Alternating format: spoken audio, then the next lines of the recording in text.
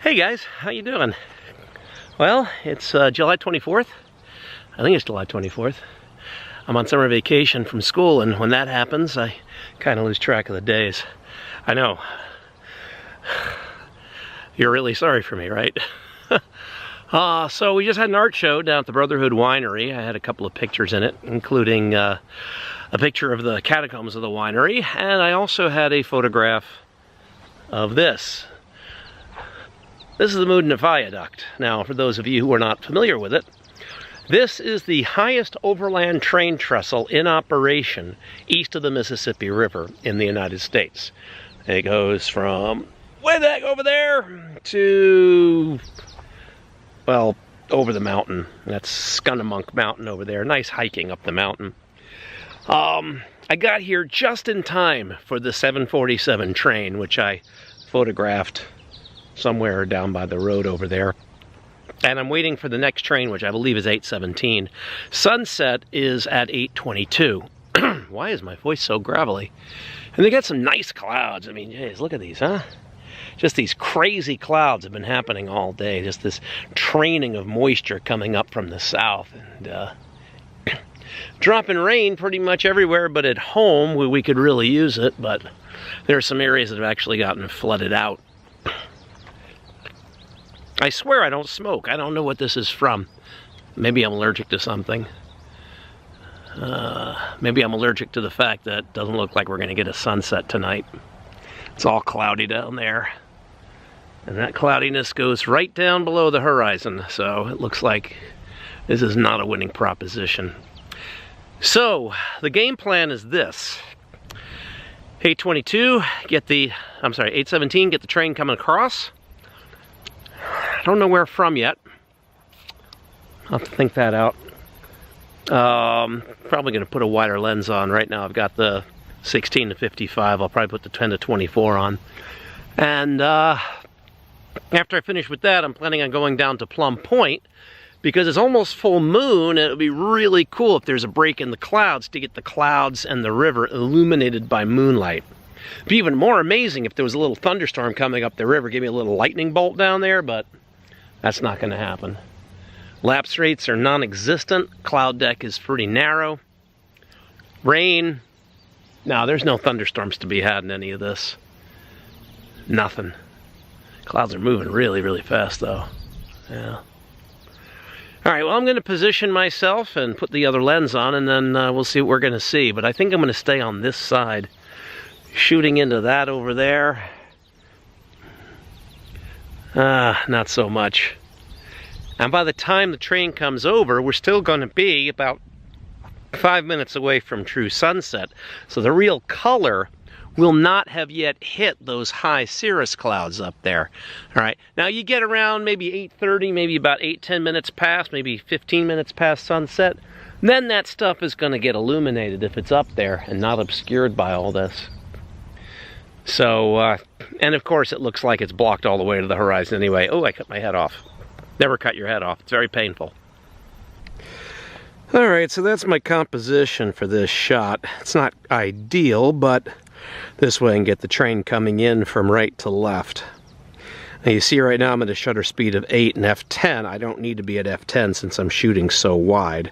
So I'm going to drop it down to f5. Nope, I can even drop it down further. I can drop this down to f4.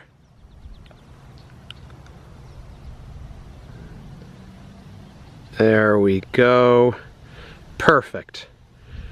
Okay, now I'm at 1/50th of a second, so I'm going to boost the ISO until I'm at about 1/160th of a second. Alright, that way I can freeze the motion of the train as it comes across. Unless I don't want to. What if I want to blur the motion of the train as it comes across? Let's see. How about 1/60th of a second? No, let's go even more than that. Let's go 1/30th of a second. We'll see what that looks like. What time is it? 8:05, so I got 12 minutes to go. Yep, these are my babies. And it's Priya and Jack. Yeah. Great kitties.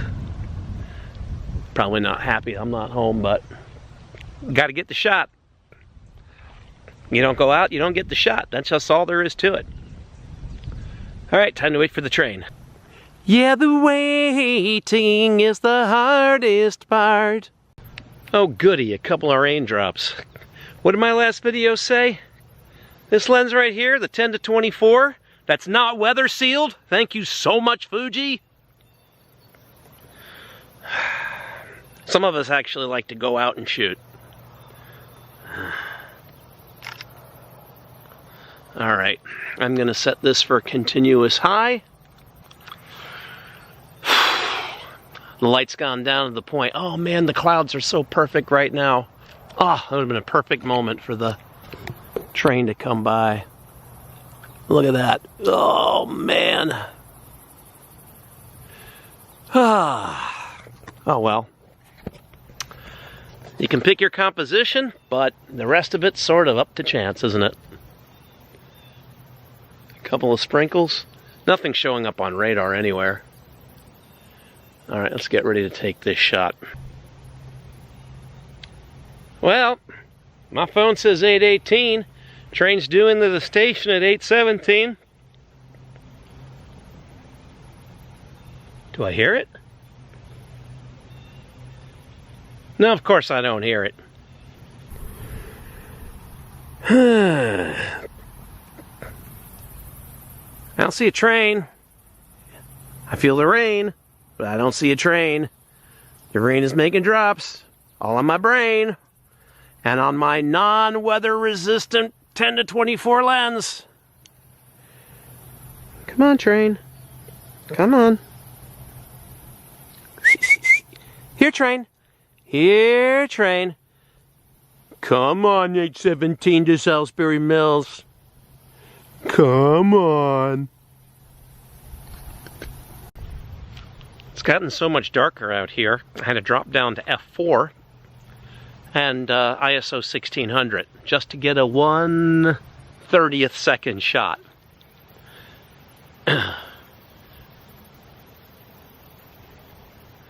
I don't think this train's coming. I think it's been hijacked. I think somebody's taken it to Patagonia. Why Patagonia? Because apparently they make really good jackets. Never owned one, but that's just what I heard.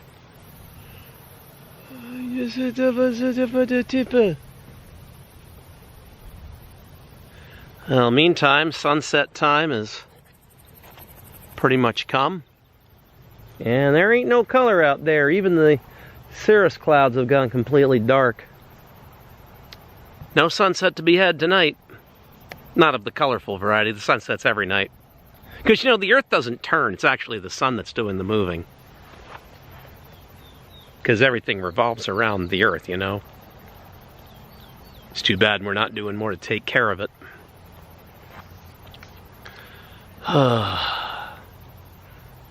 Alright, I'm giving this 5 more minutes. By then the light's going to be too low to get any kind of decent exposure out of this. Same thing happened 2 years ago. Came out here to photograph the train coming over at sunset. It was a beautiful sunset, but the train was like 20 minutes late. Got a good light trail, but... By the way, what am I carrying with me today? That's right, my trusty Billingham.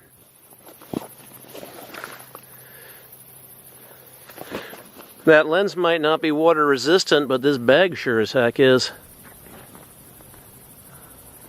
It's getting old. Yeah, I've lost the light. I'm at that point where it's too dark to freeze the motion or even get a light blur to it. And it's too light to get a light trail. And if I throw a neutral density filter on it, it'll dim it down to the point where you won't even really be able to see the light from the train coming across the trestle. because it attenuates the light too much. So it's a tricky business. Train didn't come, therefore I must go. Okay, so I'm out here at Plum Point. There we go. And let's see, that's probably more like it. Not a lot of light out here. Wow, this thing takes a long time to come to focus. Okay, that's better. I have it now set on manual focus to infinity, so I'm not going to be able to zoom in on my camera because, boy, oh boy, this thing just does not like to do autofocus in the dark. Got a little ship out there. It's pretty down here at Plum Point, you know? Look at those waves crashing down. Tide's coming in. It's dry down to that point. Wind is really, really cranking. And what I'm hoping for is some breaks in the clouds as it gets darker so that I can get all this illuminated by moonlight, including the clouds. So I'll give it some time and see if we get the kind of light that I'm looking for before I have to run a little further up to get out of the way of the incoming tide.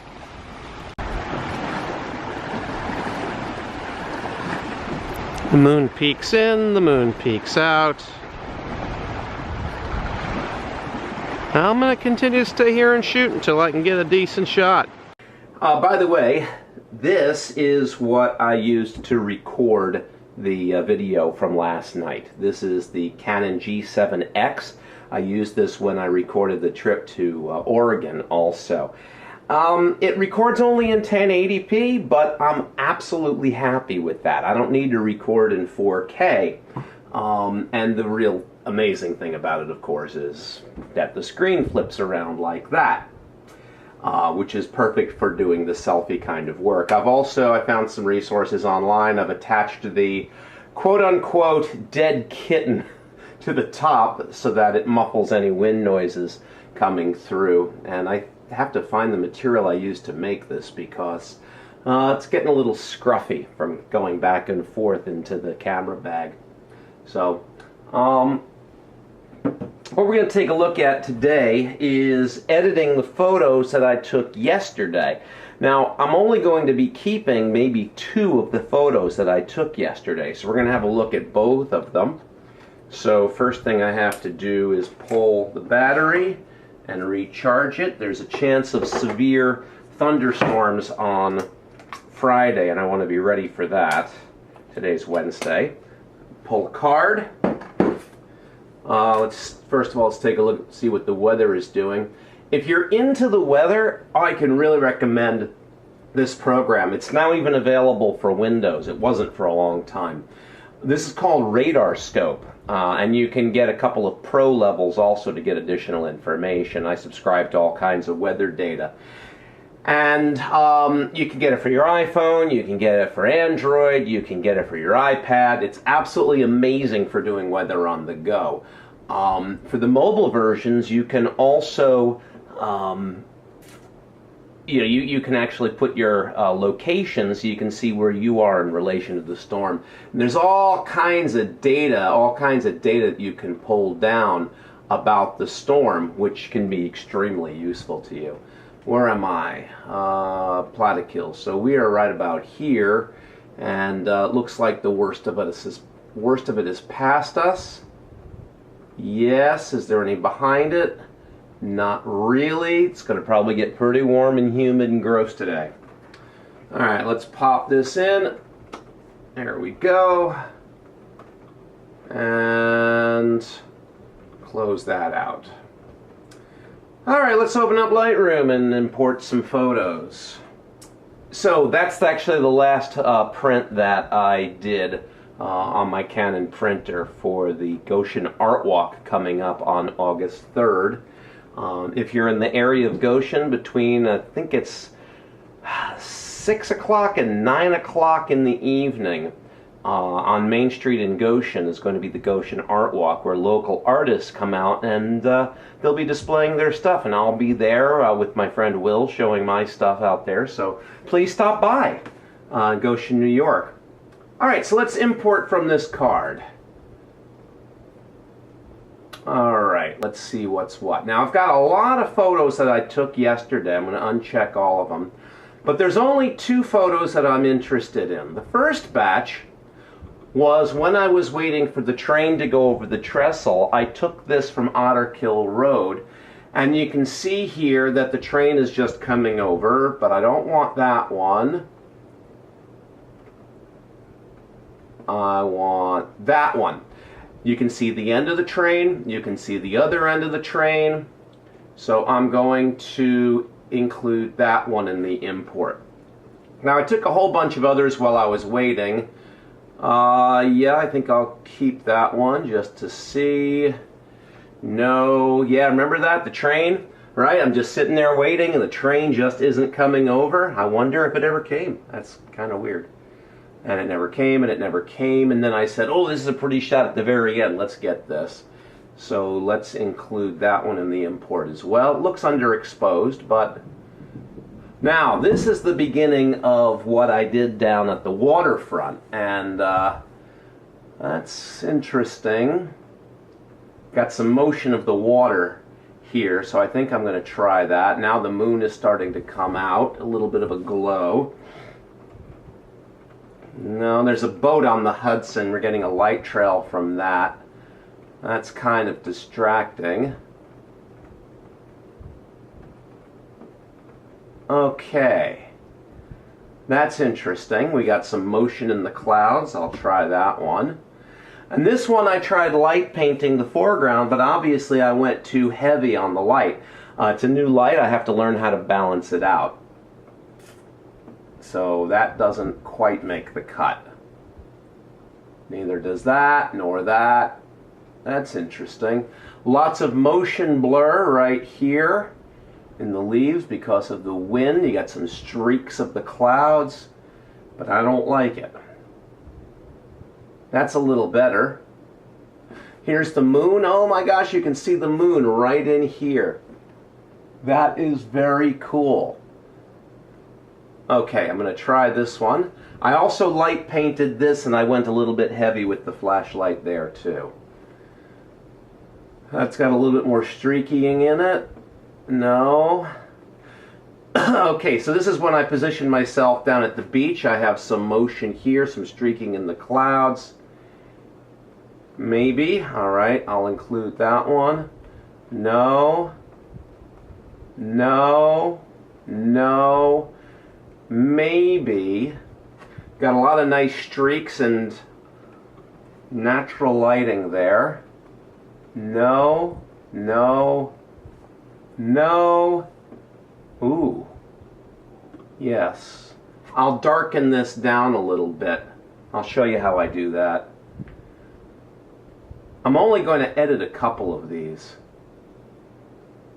Oh, that's neat. That was the very last one that I took.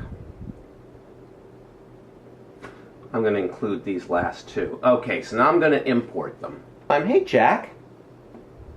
How's it going, buddy? You want to say hi? You're such a cat. Oh, buddy. Okay, everything is imported, everything is converted. So let's first take a look at the train. So there's the train coming over. Now you can see here, very deep into the blacks, big spike in the highlights, and not a lot up here in the upper mid-range. So to edit that, what I'm going to do is I'm going to pull my highlights down. I want to restore detail in the clouds. There's the detail in the clouds. Okay, I'm going to pull the blacks up, and that will open up the shadows that are up here. I'm going to boost the shadows a little bit. Now by the time I'm finished with the edit process, my histogram is going to be a nice smooth curve. I've very carefully tailored my process to get it this way.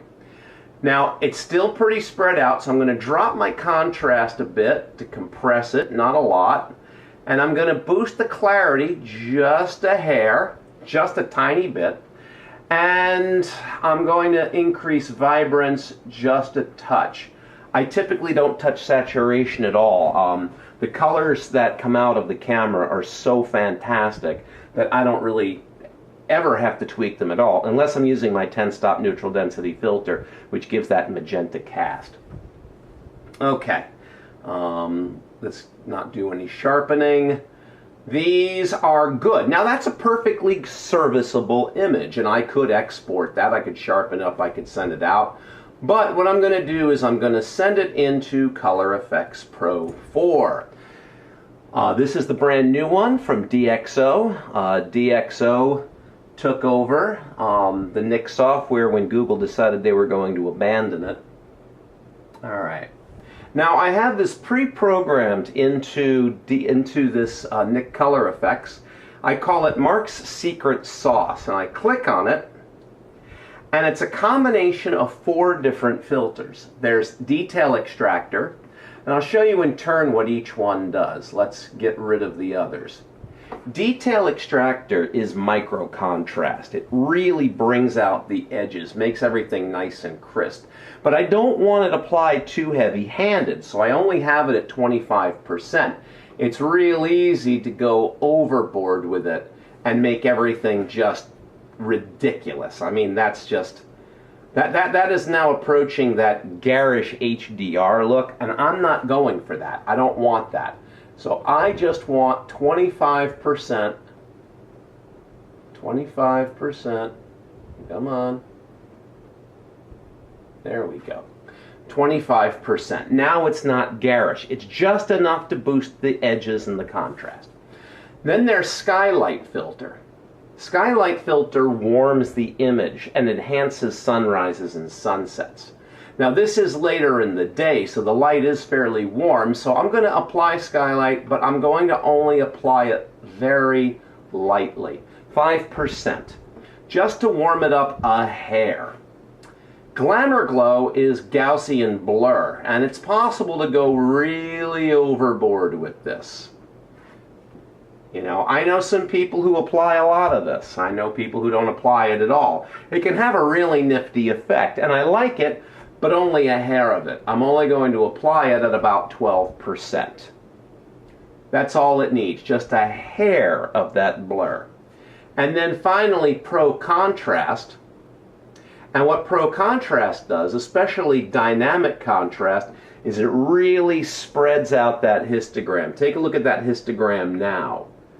All right, that is much better. The problem is, actually I don't have a problem. I don't have a spike down here, up here in the highlights. I don't have a spike down here in the shadows. Everything is opened up, but not to the extent where the contrast just isn't there. That is exactly where I want it. I will save that. Now I could go further. I could set control points and I could touch up little tiny areas, but I don't feel the need to do that. Okay.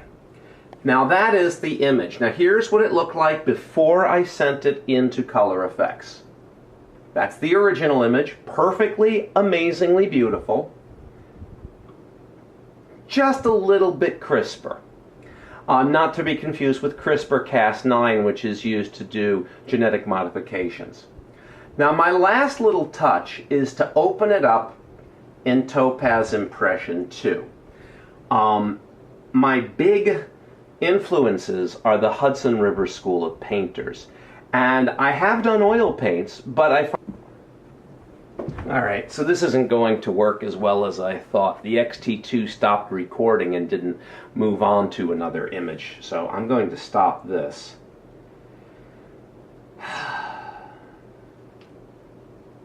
Boy, that's aggravating. I'll work through the technical issues at some point, but the video cut out at the point where I was applying Topaz Impression. Anyway, when I exported it back into Lightroom, I realized that that tree was a distraction, where my eye would come in at this point right here, but immediately jump to this tree. What I wanted was this to catch my eye, the leading line of the branch, right up to the train. So this is the crop that I chose to finish this image off.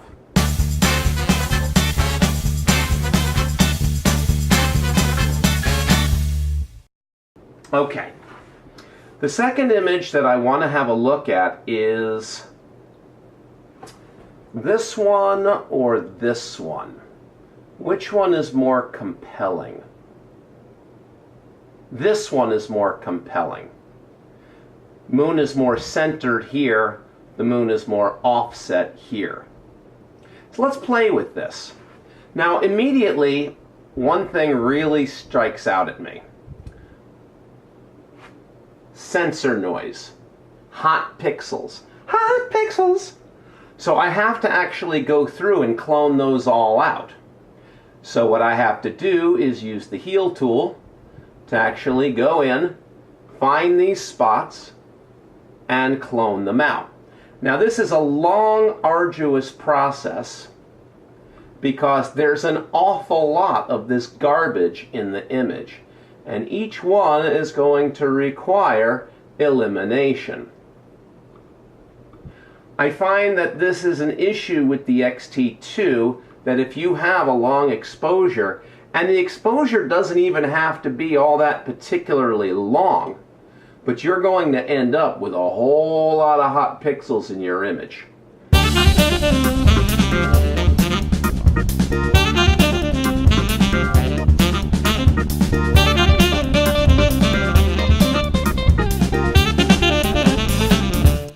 Now there's a fair amount of noise if you zoom in because I was shooting at ISO 1600.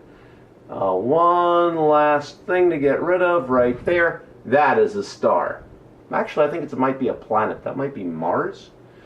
Is that possible? Okay. Now, let's bring up the blacks.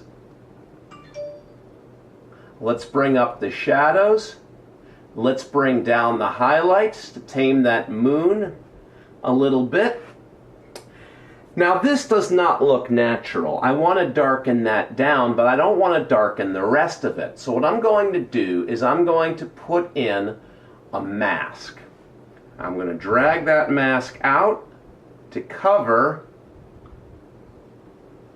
this section.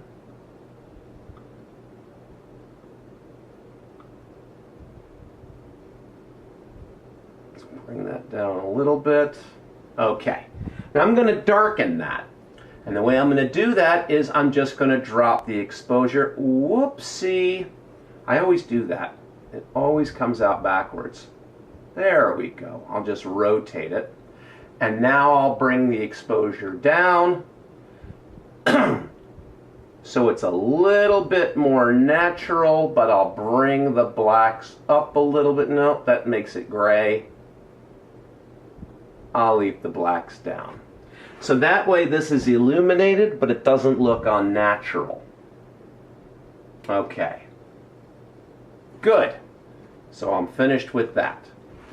Now the next thing is I'm going to bring the contrast down a little. I'm going to bring this up. You can actually click on the histogram and drag it. There we go. That brings the exposure up selectively. And then I'm going to boost the clarity just a little. The vibrance I'm going to leave alone for now. Kill the sharpening. Now it doesn't look like much. It's not great. Oh, one thing I do have to double check is the level of the water. That drives me nuts when people post absolutely beautiful photos, but their water level, their horizon is crooked. Yep, my horizon is off a little. That corrects it. There. Now I lose a little bit of the image, but I'd rather lose a little bit of the image than feel like I'm in the old Batman underground where the Joker is hiding out. Alright, so where's my highlight? It's not where you think. Okay, so that looks good. My blacks that are lost is right here. That's fine, I don't mind that at all. So now let's edit this in color effects.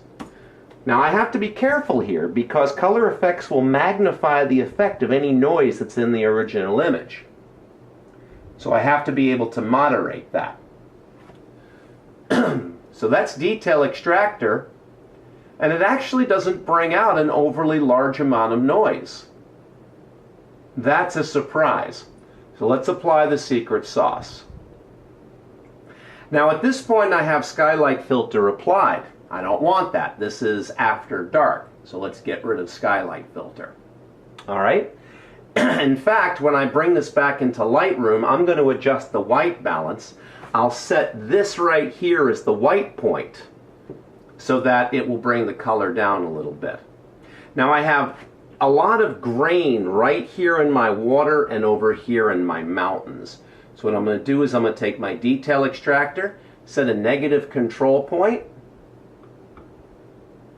adjust the size, adjust the opacity to bring just enough in, and I'm going to duplicate that point, and I'll duplicate it again, and I'll duplicate it again.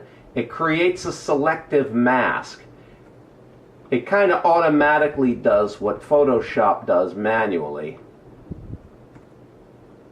I don't know if it would take less time to do it in Photoshop, but as I still don't know how to use Photoshop, for which I have absolutely no excuse whatsoever, I just do it within Color Effects. Now I'm going to duplicate that point. This time I'm going to put it in the water. I'm going to make it a little bigger. And that helps, right? Whoops. Hey, buddy. Alright, that's kind of open up and nasty. That's a little bit better. So let's duplicate that. Duplicate that. I like to overlap my circles. I don't really need to do it where it's bright. Oh, a nice green reflection in the water. Okay, that's pretty much where I want it. What about Glamour Glow? Yep, a little less is better. And so I'm going to save this.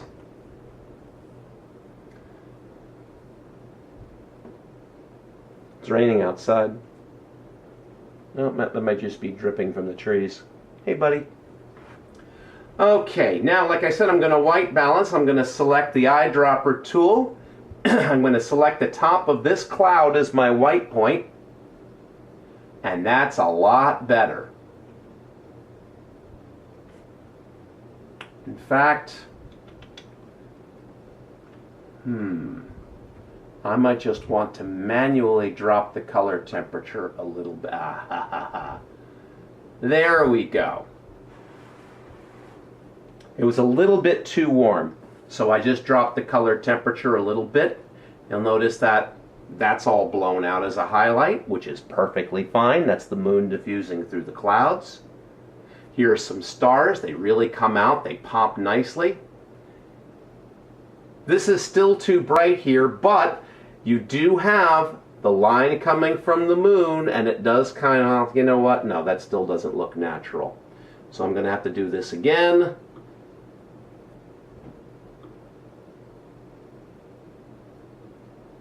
And move this down here. And just drop the exposure. How much you want to bet it's reversed again? Nope, I got it right this time. Just drop the exposure a little bit, and drop the highlights, and drop the shadows. That's a little bit better. Okay. It's a little bit more believable, but the only problem is the moon would cast more of a shadow over here, so that does bother me to some extent. Since I illuminated it from my side and the moon's illuminating it from the other side and my illumination beats the moon, there's no shadow over here. So it's not 100% realistic. That bugs me a little bit. But I can't make perfect the enemy of good enough, so let's take this into Topaz Impression. There was another light source. There's a house that had their spotlights on, and it was illuminating the beach. And so watercolor effect darker, and then make that 34%. And that's it. And then one of the other things I like about applying the painterly look, it also achieves the effect of denoising it, while giving it a much more pleasant look than denoising it usually does.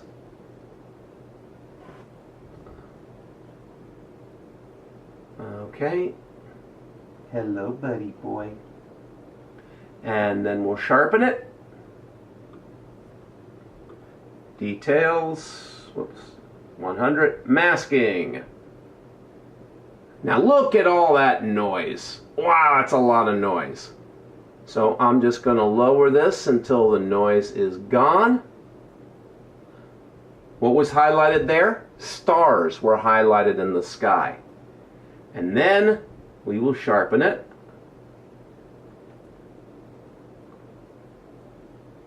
And then we will throw a little bit of a vignette on it.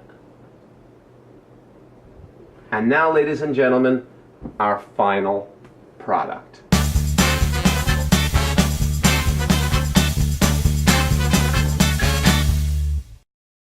It's not exactly what I wanted, but it's not bad. And I'll have a look at the others to see if I got anything better. So I will call this Plum Point Moon Clouds 1 to differentiate it from the others that I'm going to edit. So thank you very much for joining me both out in the field and in here in the studio. And please come back and visit next time I go out. It's probably going to be Friday because there's actually a slight chance for severe thunderstorms. They're actually calling for a possibility of supercells. So I will be out and about and chasing those, which is not easy in the Hudson Valley, let me tell you. All right. Have a great day. Bye. Wow.